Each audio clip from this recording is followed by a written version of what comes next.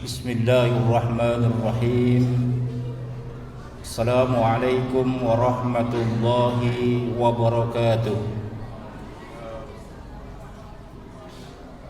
Alhamdulillahilladzi hadana lihada wa ma kunna linahtadiya laula an hadana Allah. Asyhadu an la ilaha illallah wahdahu la syarika lah wa asyhadu anna Muhammadan abduhu wa rasuluhu alladzi la nabiyya ba'dah. Allahumma shalli ala Muhammad wa ala alihi wa ashabihi ajma'in. Amma ba'd. Fa ya ayyuhal hadirun ittaqullah. Jamaah salat zuhur yang dirahmati Allah Subhanahu wa taala, bersyukur kita kepada Allah Subhanahu wa taala pada siang hari ini kita masih dapat melanjutkan aktivitas ibadah kita kepada Allah Subhanahu wa taala, yakni melaksanakan salat fardhu zuhur berjamaah. Mudah-mudahan segala amal ibadah kita diterima oleh Allah Subhanahu wa taala. Salawat dan salam kepada junjungan kita Nabi Muhammad sallallahu alaihi wasallam. Tentunya kita berharap kita mendapatkan syafaat dari beliau di yaumil qiyamah nantinya. Jamaah salat zuhur yang dirahmati Allah Subhanahu wa taala, bapak-bapak, ibu-ibu, saudara-saudara dan anak-anak kami yang dimuliakan oleh Allah Subhanahu wa taala. Pada ceramah singkat kali ini pembahasan kita terkait dengan sebab-sebab tergelincirnya hati manusia. Jamaah yang dirahmati Allah Subhanahu wa taala, dalam Al-Qur'an Allah Subhanahu wa taala mengajarkan satu doa yang diungkap dalam Al-Qur'an surah Ali Imran ayat 8. A'udzubillahi minasyaitonir rajim.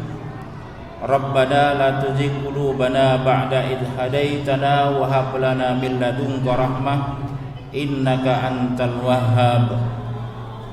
Mereka berdoa, ya Tuhan kami, janganlah Engkau condongkan hati kami kepada kesesatan setelah Engkau berikan petunjuk kepada kami, dan karuniakanlah kepada kami rahmat dari sisimu. Sesungguhnya Engkau Maha Pemberi karunia, Maha Pemberi rahmat. Jamaah yang dirahmati Allah Subhanahu wa taala, berdasarkan ayat ini paling tidak ada dua hal yang kita minta kepada Allah Subhanahu wa taala. Yang pertama adalah kita mohon kepada Allah agar hati kita tidak tergelincir dari kesesatan. Dan yang kedua adalah kita berharap dan bermohon kepada Allah agar Allah senantiasa memberikan rahmat dan kasih sayangnya kepada kita. Jamaah yang dirahmati oleh Allah Subhanahu wa taala, sesungguhnya ada beberapa hal yang membuat manusia bisa tergelincir hatinya. Yang pertama yang akan membuat manusia tergelincir hatinya adalah karena kecintaan manusia pada dunia yang berlebihan, atau yang sering disebut dengan hubbud dunya. Inilah penyakit yang dikhawatirkan oleh Nabi kepada para sahabat, bahwa ketika suatu saat Nabi berkata kepada para sahabat bahwa yang kukhawatirkan kepada kalian adalah penyakit wahan. Penyakit wahan itu adalah hubbud dunya wa karahiyatul maut. Bahwa penyakit wahan itu adalah, yang pertama adalah terlalu cinta kepada dunia, dan yang kedua adalah takut kepada kematian. Jadi yang akan menggelincirkan hati manusia adalah karena manusia hubbud dunya, terlalu cinta terhadap dunia. Islam mengajarkan kepada kita sebuah keseimbangan hidup. Karena Allah katakan dalam Al-Qur'an, a'udzubillahi minasyaitonir rajim, wabtahi fima ataqallahu daral akhirah wa la tansa nasibaka minad dunya. Carilah kebahagiaan hidup di akhirat tetapi jangan lupa engkau juga harus mencari kebahagiaan hidup di dunia. Tetapi Allah telah memberikan sebuah garis yang tegas bahwa akhirat itu adalah lebih kekal dan abadi dan lebih baik. Orang yang terlalu hubud dunia, bahwa dia akan lupa terhadap Allah Subhanahu wa taala, perilakunya akan muncul adalah menghalalkan segala cara, dan dia takut terhadap kehilangan dunia ini, dan dia cenderung terhadap kesenangan-kesenangan hidup dunia ini. Orang yang hubud dunia berlebih seperti orang yang minum air laut, semakin diminum semakin haus, sehingga dia cenderung kepada kesenangan hidup dunia ini. Yang perlu kita garis bawahi, sesungguhnya dunia ini adalah bukan tujuan akhir dari manusia ini, tapi sesungguhnya dunia adalah alat untuk mencapai kehidupan akhirat yang kekal dan abadi.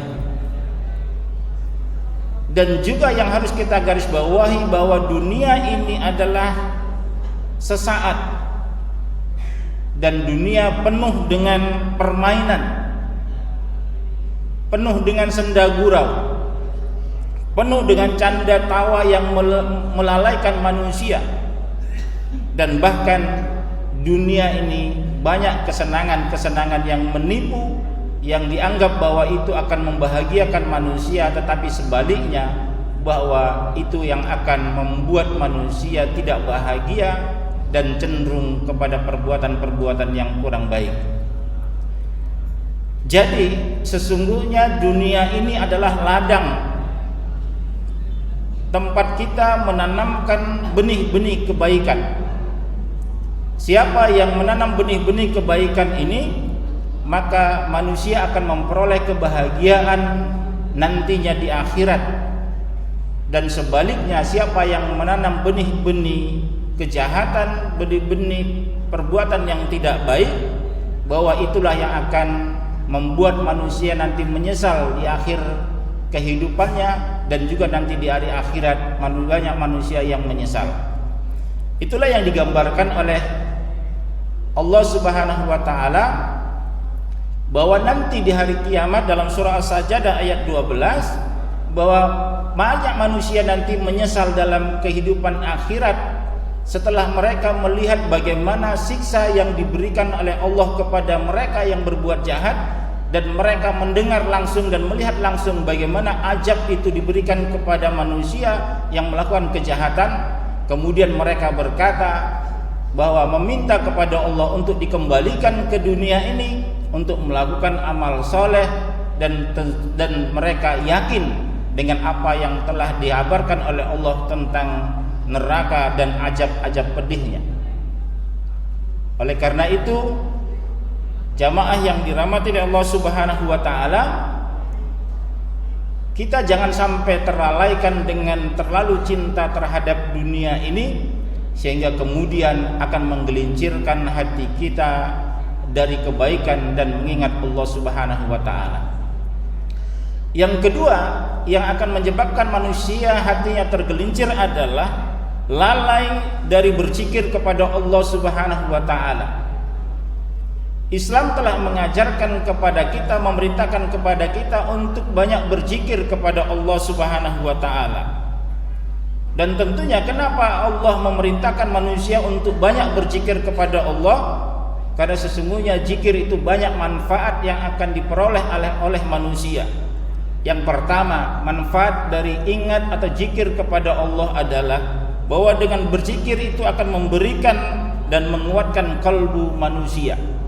Karena sesungguhnya manusia selalu dekat, selalu terkoneksi dengan Allah, selalu online kepada Allah, sehingga hatinya selalu ingat kepada Allah, dan itu memberikan kekuatan hati kepada orang yang berzikir kepada Allah. Yang kedua adalah manfaat dari berzikir ini adalah bahwa zikir adalah sebuah ikatan hubungan yang dilakukan hati manusia kepada Allah Subhanahu wa taala. Sehingga dimanapun manusia berada, ketika hatinya selalu ingat kepada Allah, bahwa tentunya itu akan menghindarkan dirinya dari perbuatan-perbuatan kurang baik, dan selalu menempatkan Allah, selalu mengingat Allah bahwa Allah senantiasa mengawasi dirinya. Dan itulah yang kemudian akan mampu kepada pengendalian hawa nafsu, sehingga orang yang melakukan zikir kepada Allah bahwa hawa nafsunya akan terkendali dari perbuatan-perbuatan yang kurang baik dan maksiat. Dan kemudian manfaat jadi berzikir ini adalah bahwa dengan berzikir itu akan membentengi manusia dari godaan syaitan yang akan menyesatkan manusia dari jalan Allah Subhanahu wa taala.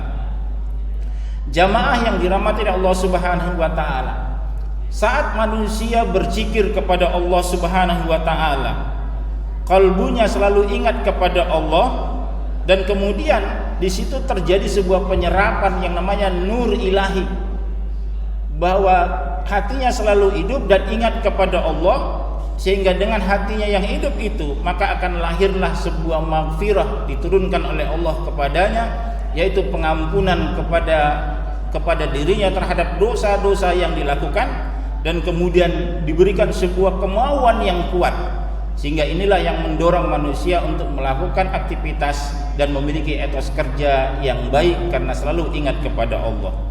Di samping itu juga dengan orang ingat kepada Allah, berzikir kepada Allah, maka akan turunlah hidayah dan petunjuk kepadanya, sehingga inilah menjadi inspirasi manusia dalam melakukan sebuah nilai-nilai kebaikan di tengah-tengah di kehidupan dunia ini. Dan kemudian dengan hidayah itu pula bahwa akan menurunkan rahmat Allah Subhanahu wa taala dan barakah, sebuah kemantapan pribadi manusia, sehingga inilah yang menjadi senjata untuk bisa mengendalikan hawa nafsu dan juga mengendalikan manusia dari godaan syaitan. Dan bagi orang-orang yang lalai untuk ingat kepada Allah, bahwa akibat dari kelalaian itu, maka yang pertama akan datang kepada orang-orang yang lalai hatinya terhadap ingat kepada Allah, ajab Allah yang akan didatangkan kepada mereka secara tiba-tiba, dan kemudian mereka akan dihimpun nanti di hari kiamat dalam kondisi buta. Wa man kana fi hadhihi a'ma fa huwa fil akhirati a'ma. Siapa yang di dalam kehidupan ini buta, tidak ingat kepada Allah, tidak pernah ingat terhadap kebesaran Allah, bahwa nanti di hari akhirat dia akan dibangkitkan dalam kondisi buta pula. Dan kemudian Rasulullah mengingatkan kita bahwa orang yang tidak zikir kepada Allah, bahwa jiwanya akan mati, raganya tanpa jiwa, karena sesungguhnya senantiasa tidak ada di dalam dirinya ingat kepada Allah Subhanahu wa taala. Yang ketiga, kenapa manusia itu bisa tergelincir hatinya? Karena mereka sering rela dan tega membiarkan anggota badannya untuk melakukan perbuatan kemaksiatan kepada Allah Subhanahu wa taala. Kita tahu bahwa semua anggota badan yang kita miliki ini akan diminta pertanggungjawaban oleh Allah Subhanahu wa taala. Dalam surah Yasin ayat 65 jelas Allah katakan, al-yauma nakhtimu ala afwahihim wa tukallimuna aydihim wa tashhadu arjuluhum bima kanu yaksibun. Bahwa nanti pada hari kiamat di mana mulut mereka akan ditutup, kemudian tangan mereka yang akan berbicara dan kaki memberikan saksi terhadap apa yang mereka lakukan.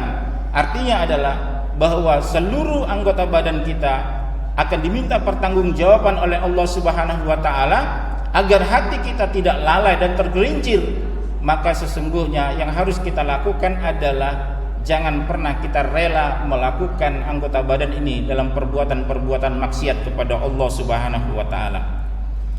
Yang keempat yang akan menyebabkan manusia hatinya tergelincir adalah karena menurutkan hawa nafsu. Hawa itu adalah sebuah kecenderungan manusia dan lebih banyak bersifat kepada hal-hal negatif. Karena Allah katakan di dalam Al-Quran surah Yusuf 53, a'udzubillahi minasyaitonir rajim, innan nafsa la'amaratun bisu' ila ma rahima rabbi, bahwa sesungguhnya hawa nafsu itu akan mendorong manusia kepada perbuatan-perbuatan tidak baik, kecuali adalah nafsu-nafsu yang diberikan rahmat oleh Allah Subhanahu wa taala. Yang kelima, bahwa yang akan menggelincirkan hati manusia adalah hidup manusia senantiasa bersekutu kepada setan. Kita tahu bahwa setan adalah musuh yang nyata, aduwwum mubin. Kita sadar bahwa setan akan menggelincirkan manusia dari taat kepada Allah. Setan akan menggelincirkan manusia dari perbuatan-perbuatan yang ma'ruf, dan setan bahkan sebaliknya akan mengajak manusia kepada perbuatan-perbuatan yang mungkar. Kalau manusia itu disuruh amar ma'ruf nahi mungkar, tetapi sebaliknya yang dilakukan setan adalah amar mungkar nahi ma'ruf, bahwa mereka akan melakukan sebuah perintah supaya mengerjakan yang mungkar dan meninggalkan perbuatan-perbuatan yang ma'ruf. Inilah bertolak belakang terhadap apa yang diperintahkan Allah kepada manusia. Kalau manusia diperintahkan untuk amar ma'ruf nahi mungkar, tapi sebaliknya perbuatan setan adalah melakukan menyuruh kepada perbuatan mungkar dan mencegah dari perbuatan yang ma'ruf. Jamaah yang dirahmati Allah Subhanahu wa taala, karena setan adalah musuh yang nyata sesungguhnya, sehingga kita berupaya bagaimana kita terhindar dari bisikan-bisikan setan, apalagi kita akan bisa menjauhi dari bersekutu dengan setan. Allah Subhanahu wa taala mengajarkan sebuah doa kepada kita dalam Al-Qur'an surah Al-Mu'minun ayat 97 sampai 98. Wa qur rabbi a'udzubika min hamajatis syayatin wa a'udzubika rabbi ayahdurun. Dan katakanlah, ya Tuhanku, aku berlindung dari bisikan-bisikan setan, dan aku berlindung kepadamu ya Tuhanku dari kedatangan mereka kepadaku. Quran surah Al-Mu'minun ayat 97 sampai 98. Yang terakhir, jamaah yang dirahmati Allah Subhanahu wa taala, yang akan menyebabkan manusia hatinya tergelincir adalah karena tidak memperdulikan sumber-sumber rezeki dan makanan yang halal. Jamaah yang dirahmati Allah Subhanahu wa taala, rezeki dan makanan yang halal akan memberikan pengaruh terhadap sikap dan mental manusia. Oleh karena itu, dalam hidup ini kita harus bisa mencari rezeki Allah itu dengan halalan thayyibah, bahwa rezeki Allah yang halal dan baik, dan itu akan mempengaruhi sikap dan mental kita. Karena Rasulullah mengingatkan dalam sebuah hadis yang diriwayatkan oleh Ahmad, setiap daging manusia yang tumbuh dan dibesarkan dari perkara-perkara yang haram, maka neraka lebih utama baginya. Oleh karena itu, jamaah yang dirahmati oleh Allah Subhanahu wa taala, memperhatikan apa yang kita makan, apa yang masuk di dalam dari mulut, dan apa yang kita konsumsi terhadap diri kita.